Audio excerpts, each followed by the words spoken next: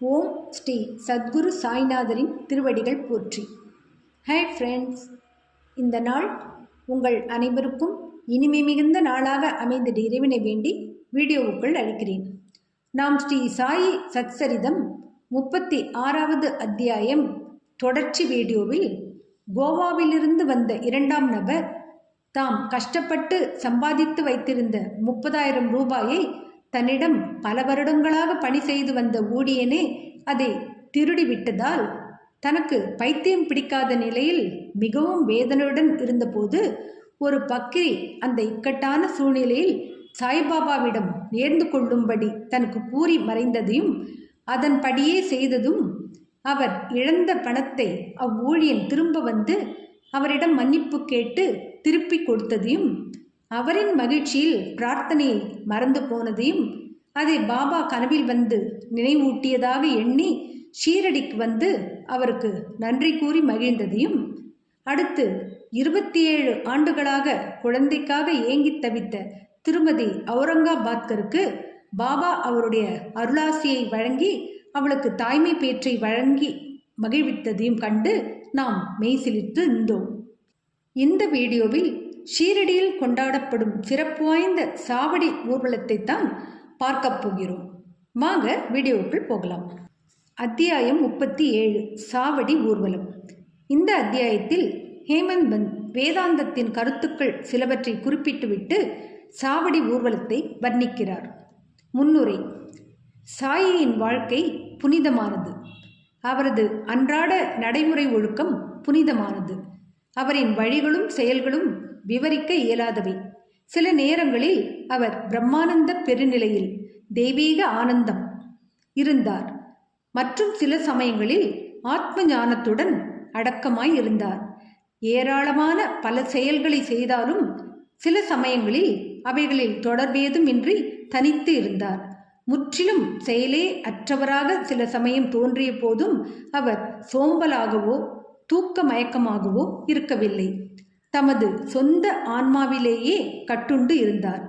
அமைதியான நிசப்தமான அசைவற்ற கடலலை போல காணப்பட்டாலும் அவர் அளவிட முடியாத ஆழமானவர்.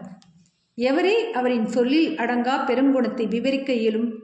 அவர் ஆண்களை சகோதரர்கள் என்றும் பெண்களை சகோதரியாகவும் தாயார் ஆகவும் கருதினார். எல்லோரும் அறிந்துள்ளபடி அவர் பரிபூர்ண தூய நிரந்தர புனித பிரம்மச்சாரி ஆவார். அவர்தம் கூட்டுறவால் நாம் பெறும் ஞானமானது நிரந்தரமாக நம்மிடம் திகழட்டும். அவர்தம் பாதங்களுக்கு எப்போதும் முழுமையான பக்தியுடன் சேவை செய்வோம். அவரை அனைத்து ஜீவராசிகளிடமும் காண்போம். அவர் நாமத்தை எப்போதும் விரும்புவோம். ஹேமந்த் பந்த் தாமே விலகி செல்வதாக கருதும் வேதாந்தத்தின் சில தலைப்புகளில் நீண்ட விளக்க உரை புரிந்த பின்னர் சாவடி ஊர்வலத்தை விவரிக்க செல்கிறார். சாவடி ஊர்வலம். பாபாவின் படுக்கையறை முன்னமே விவரிக்கப்பட்டது. ஒரு நாள் அவர் மசூதியில் தூங்கினார். மறுநாள் சாவடியில், மசூதிக்கு அருகில் 1-2 அறைகள் உள்ள கட்டிடம் தூங்கினார். இவ்வாறு மாறி மாறி தூங்குவது பாபா மகாசமதை அடையும் வரை நடைபெற்றது. 1909ஆம் ஆண்டு டிசம்பர் 10ஆம் தேதி முதல் அடியார்கள் பாபாவுக்கு சாவடியிலேயே முறையான வழிபாடு செய்ய தொடங்கினர். சாவடிக்கு போகும் முறை வந்ததும் மக்கள் மசூதியை சூழ்ந்து கொள்வர். மண்டபத்தில் சில மணி நேரம் பஜனை செய்வர். அவர்களுக்கு பின்னால் துளசி பிருந்தாவனத்தின் வடதிசைக்கும் பாபாவின் முன்பும் உள்ள இடைப்பட்ட இடத்தில் ஒரு அழகிய ரதம் இருந்தது. பஜனையில் விருப்பமுள்ள மக்கள் இருந்தனர். பஜனையில் விருப்பமுள்ள ஆண்களும் பெண்களும் உரிய நேரத்தில் வந்தனர். தங்கள் கைகளில் தால், ஜால்ரா, சப்ளாக்கட்டை, கர்தால், கஞ்சிரா, மிருதங்கம், கோல், டோலக்கு முதலிய இன்னிசை கருவிகளை வைத்துக்கொண்டு பஜனை நடத்தினர். அங்குள்ள அடியவர்களையெல்லாம் ஈர்த்து இழுத்த காந்தம் சாய்பாபா ஆவார். புறத்தேயுள்ள திண்ணையில் சிலர் தங்கள் தீவட்டிகளை ஒழுங்குபடுத்தினர். சிலர் பல்லக்கை அலங்கரித்தனர். சிலர் தங்கள் கைகளில் பிரம்பு குச்சியை வைத்துக்கொண்டு பாபாவுக்கு ஜெயகோஷம் செய்து கொண்டிருந்தனர். மசூதியின் மூலையானது ஜோடனை துணிகளால் அலங்கரிக்கப்பட்டது. மசூதியை சுற்றிலும் எரியும் விளக்குகளின் வரிசை தங்கள் ஒளியை சிந்தின. ஷியாம் கர்ணா என்ற பாபாவின் குதிரை முழுவதுமாக அலங்கரிக்கப்பட்டு வெளியே நின்று கொண்டிருந்தது. பின்னர் தாத்யா பாடில் சில ஆட்களுடன் பாபாவிடம் வந்து அவரை தயாராகும்படி கேட்டுக்கொள்கிறார். தாத்யா வந்து தனது கைகளை பாபாவின் அக்குளில் கொடுத்து அவருக்கு உதவி செய்யும் வரை பாபா அமைதியாக உட்கார்ந்திருப்பார். தாத்யா பாபாவை மாமா என்றழைத்தார். உண்மையில் அவர்களது உறவு மிக மிக நெருக்கமானது. தமது உடம்பில் பாபா வழக்கமான கஃப்னியை அணிந்து சட்காவை சிறு தடி தமது அக்குளில் வைத்துக்கொண்டு தம் சில்லின் புகைப்பிடிக்கும் மண்குழாய் புகையிலை இவற்றோடு ஒரு துணியை தோளில் போட்டுக்கொண்டு கிளம்ப ஆயத்தமாகிறார். பின்னர் தாத்யா பொன்னால் எம்ப்ராய்டரி வேலை செய்யப்பட்ட ஓர் அழகிய சால்வையை அவர் மீது அணிவித்தார். இதன் பின் பாபா பின்னால் இருக்கும் விறகு கட்டைகளை தமது வலது கால் கட்டை விரலால் சிறிது இழுத்து வலது கையால் எரிந்து கொண்டிருக்கும் விளக்கை அணைத்துவிட்டு சாவடிக்கு புறப்படுகிறார். டாக்ஷே, முரசு, பேண்டு, சங்குகள், மிருதங்கம் முதலிய எல்லா விதமான இசைக்கருவிகளும் தங்கள் விதவிதமான ஒலிகளை எழுப்புகின்றன. வான வேடிக்கைகள் மாறுபாடான வெவ்வேறு வகையான வர்ணஜால காட்சிகளை காட்டுகின்றன. வீணை மிருதங்கத்துடன் இணைந்து ஆண்களும் பெண்களும் பஜனை செய்து கொண்டு பாபாவின் பெயரை பாடிக்கொண்டு நடக்க துவங்குகிறார்கள். சிலர் மகிழ்ச்சியால் நடனமாடினர். சிலர் பல வகையான கொடிகளையும் கம்புகளையும் எடுத்து செல்கின்றனர். மசூதியின் படிகளுக்கு பாபா வந்ததும் பல்தார்கள் பாபாவுக்கு கட்டியம் கூறினர். பாபாவின் 2 பக்கங்களிலும் சாமரம் பிடித்து கொண்டிருப்பவர்களும் விசிறுபவர்களும் நின்று கொண்டிருந்தனர். அடியவர்களின் கைகளால் தாங்கப்பட்டவாறே பாபா நடந்து வரும் வழியில் துணி மடிப்புகள் பிரிக்கப்பட்டிருந்தன. தாத்யா பாடில் அவரது இடது கையையும் மஹல்சாபதி வலது கையையும் பாபு சாஹேப் ஜோக் அவர் தலைமீது குடையையும் பிடித்திருந்தனர். இவ்விதமாக பாபா சாவடிக்கு நடந்து செல்கிறார். முழுமையும் அலங்கரிக்கப்பட்ட ஷியாம் கர்ணா என்ற சிவப்பு குதிரை வழிவகுத்து கொண்டு சென்றது. அதன்பின் பல்லக்கு தூக்கிகள், ஏவலாட்கள், இசை பாடுவோர் மற்றும் அடியவர் கும்பலும் வந்தனர். ஹரி நாமமும் சாயி நாமமும் இசையுடன் இணைந்து குரலொலி வானை பிளந்தது.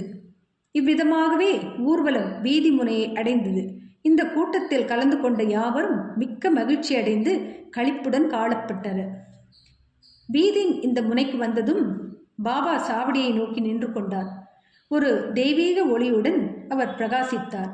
அதிகாலையைப் போன்றோ உதயசூரியன் பிரபையைப் போன்றோ அவர் முகம் சுடரொளி வீசியது. ஒருமுகப்பட்ட மனதுடன் பாபா அங்கு யாரையோ கூப்பிடுவோர் போல் வடக்கு திக்கை நோக்கி நிற்கிறார். எல்லா இசைக்கருவிகளும் ஒலித்து கொண்டிருக்கும் போது பாபா தமது வலது கையை மேலும் கீழும் சிறிது நேரம் அசைக்கிறார். இந்நேரம் காக்கா சாஹேப் தீட்சித் குலால் என்ற சிவப்பு பொடியுடன் கலர்ந்த மலர்களை கொண்ட வெள்ளித்தட்டுடன் முன்னே வந்து அவைகளை பாபாவின் திருமேனியில் அடிக்கடி தூவினார். இத்தருணத்தில் இன்னிசை கருவிகள் மிக சிறப்பாக ஒலித்தன. பாபாவின் முகம் நிலை உறுதியான அதிகரிக்கப்பட்ட காந்தியுடனும் அழகுடனும் கதிரை உமிழ்ந்தது. எல்லா மக்களும் இந்த ஜோதியை தங்கள் மன நிறைவு கொள்ளும் வரை பருகுகிறார்கள். இந்நிகழ்ச்சியின் காட்சியையும் உயர்வான கீர்த்தியையும் விவரிக்க வார்த்தைகள் தவறிவிடுகின்றன. சில சமயங்களில் மஹல்சாபதி ஏதோ ஒரு ஆவேசம் பிடித்தவர் போல் ஆடுகிறார். அதனால் பாபாவின் ஏகாக்கிரக சித்தம் கவனம் சிறிதளவும் கலைக்கப்படாதது கண்டு அனைவரும் அதிசயித்தனர். தமது கையில் விளக்குடன் தாத்யா பாடில் பாபாவின் இடப்புறத்திலும் பகத் மஹல்சாபதி வலப்புறத்திலும் பாபாவின் ஆடையின் நுனியை பிடித்து கொண்டு வருகிறார்கள். எத்தகைய சுந்தர ஊர்வலம்! எத்தகைய பக்தியின் பாங்குகள்! இதை காண ஆண்களும் பெண்களும் ஏழைகளும் பணக்காரர்களும் அங்கு ஒன்றாக திரண்டுள்ளனர். பாபா மிக மெதுவாகவே நடக்கிறார். பக்தர்கள் இருமருங்கிலும் அன்புடனும் பக்தியுடனும் தொடர்கிறார்கள். அவ்விடத்து வளிமண்டலம் முழுவதும் மகிழ்ச்சி ஊடுருவி பறந்து ஊர்வலம் சாவடியை அடைகிறது. அக்காட்சியும் அந்நாட்களும் சென்று விட்டன. ஒருவரும் அவைகளை இப்போதோ எதிர்காலத்திலோ பார்க்க முடியாது. எனினும் அக்காட்சியின் தோற்றத்தை நினைவு கூர்ந்தும் மனக்கண் முன் கொணர்ந்தும் நமது உள்ளங்களுக்கு அமைதியையும் திருப்தியையும் வழங்கலாம். சாவடியும் நல்ல வெண்மையான கூரை, கண்ணாடிகள், பல்வேறு வித விளக்குகள் இவைகளால் அலங்கரிக்கப்பட்டிருக்கிறது. அதை அடைந்ததும் தாத்யா முன்னால் சென்று ஒரு ஆசனத்தை விரித்து ஒரு திண்டை வைத்துவிட்டு பாபாவை அங்கு அமரச் செய்து நல்ல கோட்டையும் அணிவிக்கிறார். பின்னர் அடியவர்கள் அவரை பல்வேறு விதங்களில் வழிபடுகின்றனர். இறகுகளுடன் கூடிய கிரீடத்தை அவருக்கு சூட்டுகின்றார்கள். அவர் கழுத்தை சுற்றி பூமாலைகளையும் அணிமணி பூண் மாலைகளையும் அணிவித்து நறுமணம் கமிழும் நேர்கோடுகளையும் ஒரு புள்ளியையும் வைணவ அடியார்களைப் போன்று இட்டு அவர்கள் அவரை உள்ளம் நிறைவடையும் வண்ணம் நீண்ட நேரம் கூர்ந்து பார்க்கிறார்கள். தலைப்பாகையை அடிக்கடி மாற்றுகின்றனர். தூக்கி எறிந்து விடுவார் என்ற பயந்து அவர் தலையிலிருந்து எடுத்து மேலே சிறிது தூக்கி பிடிக்கிறார்கள். அவர்கள் உள்ளங்களையெல்லாம் பாபா அறிகிறார். அடக்க ஒடுக்கமுடனும் தடை செய்யாமலும் அவர்கள் இஷ்டங்களுக்கெல்லாம் பாபா சாதுவாக கீழ்ப்படுகிறார். இவ்வலங்காரங்களுடன் அவர் வியக்கத்தக்க அழகுடன் திகழ்கிறார். நானா சாஹேப் நிமோன்கர் கம்பை சுற்றி செய்யப்பட்டுள்ள அழகான குஞ்சரங்களுடன் கூடிய குடையை மேலே பிடிக்கிறார். பாபு சாஹேப் ஜோ ஒரு வெள்ளி பாத்திரத்தில் பாபாவின் பாதங்களை கழுவுகிறார். அர்க்கியமும் பூஜையும் உரிய சம்பிரதாயங்களுடன் செய்துவிட்டு அவர் கைகளில் சந்தனம் பூசி தாம்பூலம் அளிக்கிறார். பாபா தமது ஆசனத்தில் அமரும்போது தாத்யாவும் மற்றவர்களும் நின்று கொண்டிருக்கிறார்கள். அவர் பாதங்களில் வீழ்ந்து பணிகிறார்கள். பாபா வசதியாக திண்டின் மேல் சாய்ந்து அமர்ந்து கொண்டிருக்கும் போது இருமருங்கும் உள்ள அடியவர்கள் சாமரமும் விசிறியும் வீசுகிறார்கள். பின்னர் ஷாமா சில்லின் புகைப்பிடிக்கும் மண்குழாய் தயார் செய்து அதை தாத்யா பாடிலின் கையில் கொடுக்க அவர் அதை தமது சுவாசத்தால் ஒருமுறை உறிஞ்சிய பின்னர் பாபாவிடம் கொடுக்கிறார். பாபா புகைத்த பின்னர் அது பகத் மஹல்சாபதியிடம் கொடுக்கப்பட்டு பின்னர் சுற்றி எல்லோரிடமும் வழங்கப்படும். ஜடமான சில்லிம் புனிதமாக்கப்பட்டது. அது பலவித தண்டனைகளுக்கும் துயரங்களுக்கும் ஆட்பட வேண்டியிருக்கிறது. குயவர்களால் மிதியுண்டும் வெயிலில் காய வைக்கப்பட்டும் நெருப்பில் சுடப்பட்டும் இருப்பினும் பாபாவின் கைகளில் படுவதற்கும் அவரின் முத்தத்தை பெறுவதற்கும் அது நல்லதிர்ஷ்டம் பெற்றிருக்கிறது. இதன் பின்னர் விழா முடிவடைந்து பூமாலையை பாபாவின் கழுத்தில் அடியவர்கள் அணிவிக்கிறார்கள். பூச்செண்டும் அளிக்கிறார்கள்.